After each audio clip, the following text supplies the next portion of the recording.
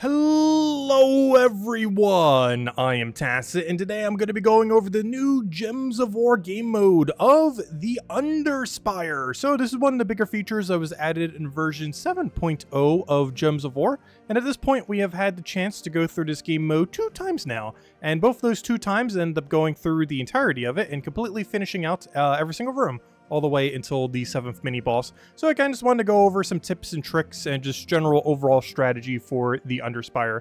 So as far as the game mode works, you basically have to delve through a dungeon-like setup, where you're essentially going from key point to key point. Every single one of these is exactly 7 tiles away. So 1, 2, 3, 4, 5, 6, 7, so you can always kind of figure out about how far away your destination is going to be.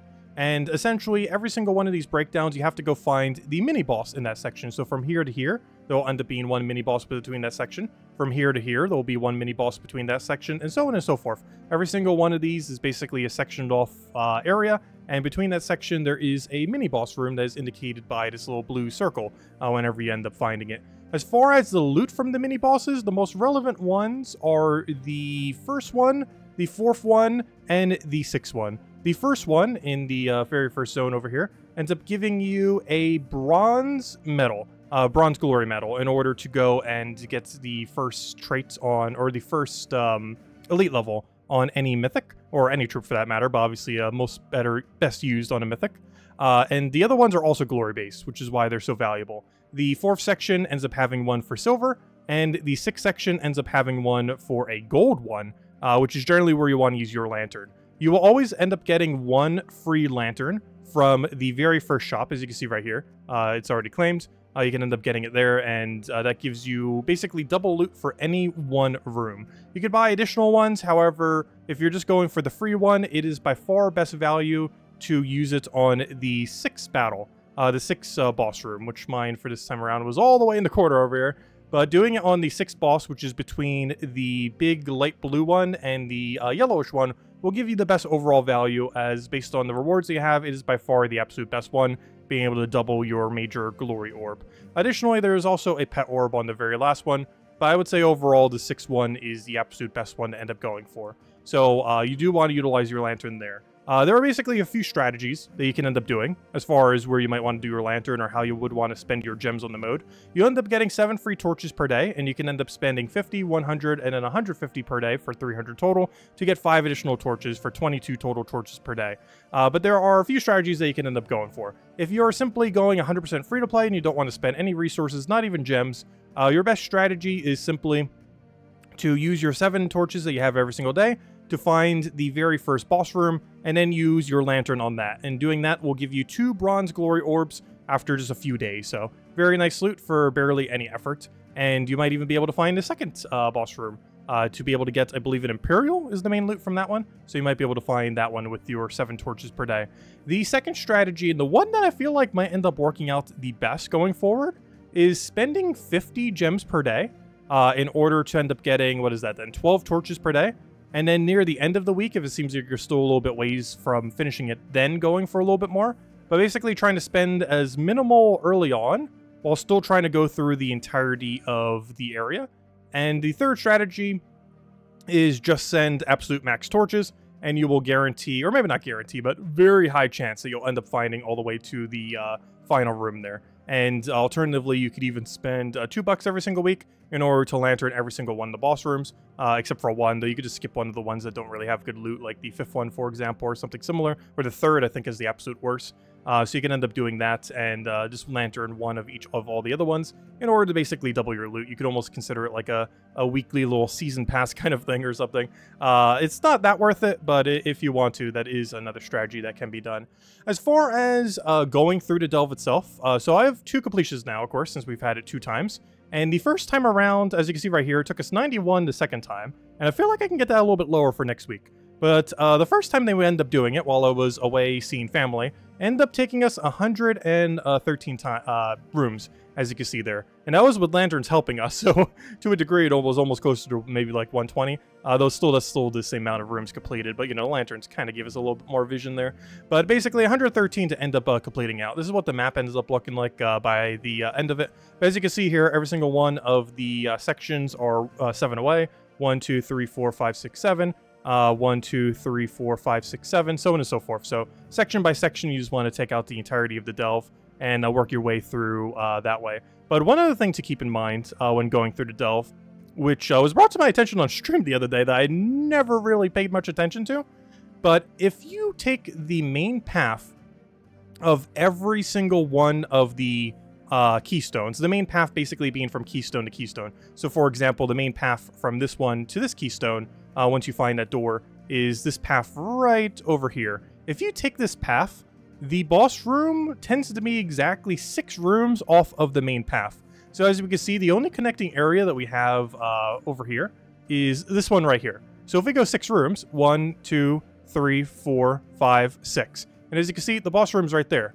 And that seems to be the case for pretty much every single situation. Like, for example, here's keystone, and here's the other keystone. So here's the 7 path, 1, 2, 3, 4, 5, 6, 7, go into that keystone. But then the boss room is 6 away.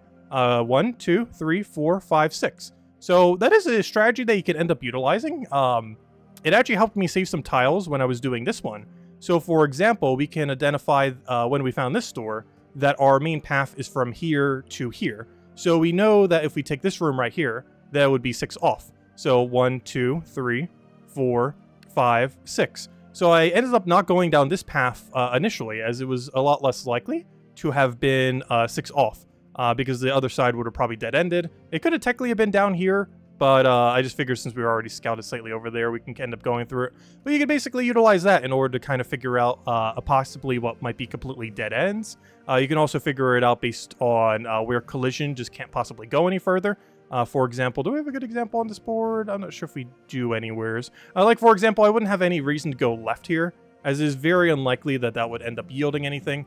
We could already see, based on the 6 off method, that it couldn't possibly even be in that corner. So we kind of know that if we went down this path right over here, there would be absolutely nothing that we could end up getting there. So there was no need for us to even attempt going down that direction. So there's a lot of small strategies like that that you can kind of do to try to minimize how many rooms.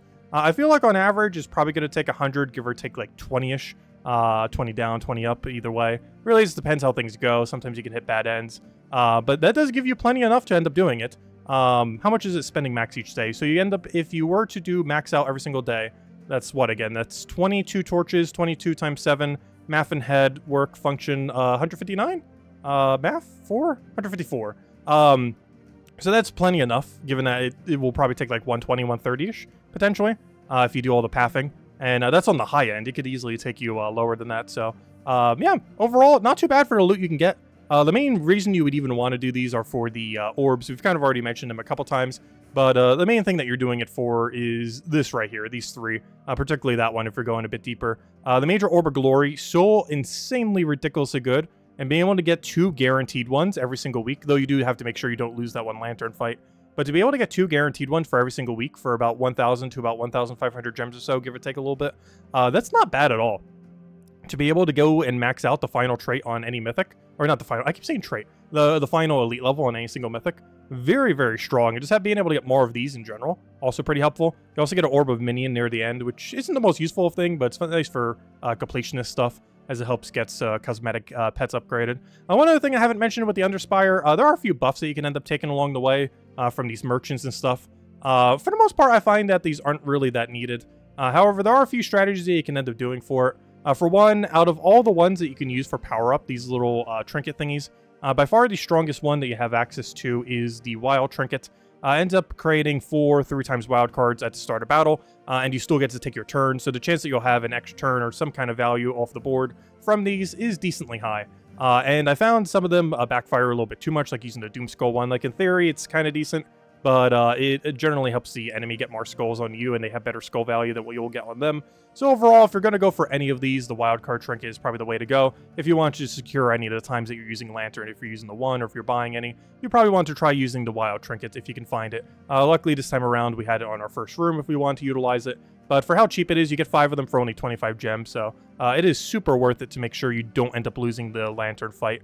One other thing you can end up getting is you can actually preemptively buy the keystones. Keep in mind, if you do this, you're kind of skipping the boss room. You can still go take the boss room, but then that kind of defeats the point of even taking the keystone in the first place. This is most useful on the areas that don't really have that good of a room battle. If I'm not mistaken, I believe 3 and 5 were the worst. I think 3's was the orange orb, and I believe 5 was the blue orb, if I'm not mistaken. So those are generally the most skippable ones, particularly 3. So if you're in section 3 and you want to spend like 300 gems, if you find the merchant early to basically skip that door, you could. I think this was mine this time around. So theoretically, I could have done that. I'm not sure if I actually found an order where I would bother doing that, but I didn't bother this time around. But it's a strategy you can end up using. It saves you several torches. For the most part, compared to how many gems it will cost, probably not worth it. Especially since the earlier, it basically keeps increasing in price the higher and higher you go.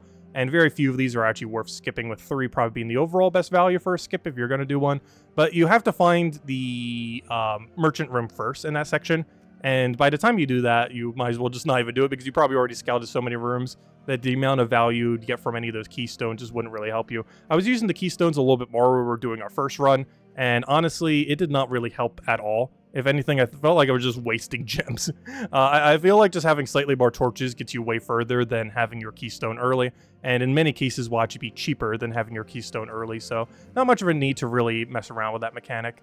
But anyways, guys, that's pretty much a rundown on this. I guess the only thing to really call is, of course, this does replace out the Explorer for the given kingdom for the week. Like this week was Blackhawk. The following week is Zhejiang, when you're probably watching this.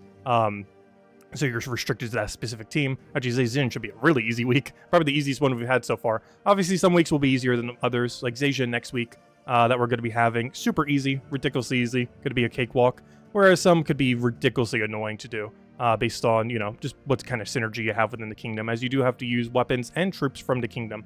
But you are allowed to use any hero class, so you can use whatever broken hero class you want. Elementals generally being a really good tank hero class that, generally speaking, probably alone could kill most of these battles. It might be a little bit slow, but you could probably get away with it with Barrier on Brown, Entangle, Freeze, all the other effects that it has.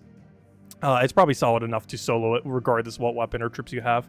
But ideally, you know, the better troops and everything else, the easier it'll end up going. But that's just a quick overview of Underspire. If you still have any other questions, feel free to leave it in the comment section below. Overall, I've personally been enjoying it a lot. It has been my favorite game mode that we have had access to so far, and I have enjoyed going through it both the times. Overall, I would say it's not really worth spending money on. I spent like 10 bucks on it the first time around just for the fun of it before we went on a week break to go see family. And yeah, it was not worth it. The most you would ever spend is like one single $2 purchase in order to have the extra lantern, so you can max out the loot on every room except for the 3rd. You can technically skip the 5th as well if you feel like you might lose one of the later battles. Like, for example, the final battle against Diamantina, depending on what you have options to on a given week, could be a little bit more annoying. Like the week we had Ketruses was a little bit annoying because if it casts a single time, it would drastically reduce your damage. So you might want to save an extra lantern for that if you're going down that route. Skip like 3 and 5 and save your lanterns for every other room. So you have some spares for 6 and 7 in case you do end up losing there.